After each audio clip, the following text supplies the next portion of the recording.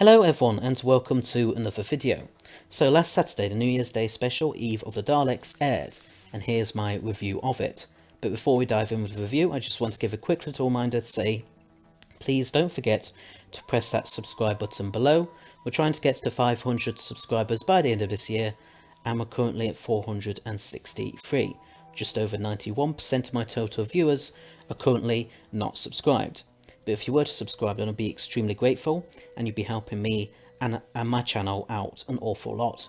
If I can reach my aforementioned goal of 500 subscribers, then I'll rank every single Doctor Who TV companion from 1963 to the present. Anyway, reminder aside, let's now dive into the review, starting with the pros. 1. The pros. Well, I really loved this story. I think it did a really great job of serving as a breath of fresh air after the previous few episodes. It was so refreshing to have such a relatively straightforward episode with mainly just one setting after all the numerous settings and stuff going on in the Vanquishers and Survivors of the Flux. All the cast gave some really good performances, especially Mandip Gill as Yaz, who we'll get back to in a bit, and the main guest stars of Aislinn B and Ajani Salman as Sarah and Nick respectively. The Daleks were written and utilised very well, although some of their dialogue could have been written a bit better, and it did seem pretty repetitive as well at times. Jodie Whittaker and John Bishop were really good as the Doctor and Dan as well respectively. As for the whole romantic stuff between the Doctor and Yaz, I felt like it was all handled very well in this episode. Mandip Gill was on top form here as Yaz and gave possibly her best performance yet.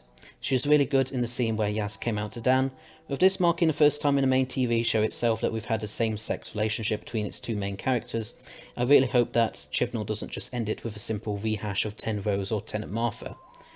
I want it to end with something more original than retreading ground with something like a case of unrequited love or them getting together and then that's just it, apart from 13th regeneration of course. I want it to be given a very satisfying end essentially, and for Chris Chibnall to give it justice. I'm not normally a fan of romantic relationships between the Doctor and the companions, as it's just not my cup of tea, basically, normally. But I don't mind it with the Doctor and Yaz, as long as it gets a satisfying ending, like I said earlier. Anyway, we now come to the cons. 2. The cons. I don't have that much negative stuff to say about this story, to be honest. Nick was written in very strange way at times, such as him keeping loads of stuff from all of his exes in his storage unit and going to the storage facility for a few years just to see Sarah just because of his crush on her. This all makes him come across as being a bit of a stalkery weirdo.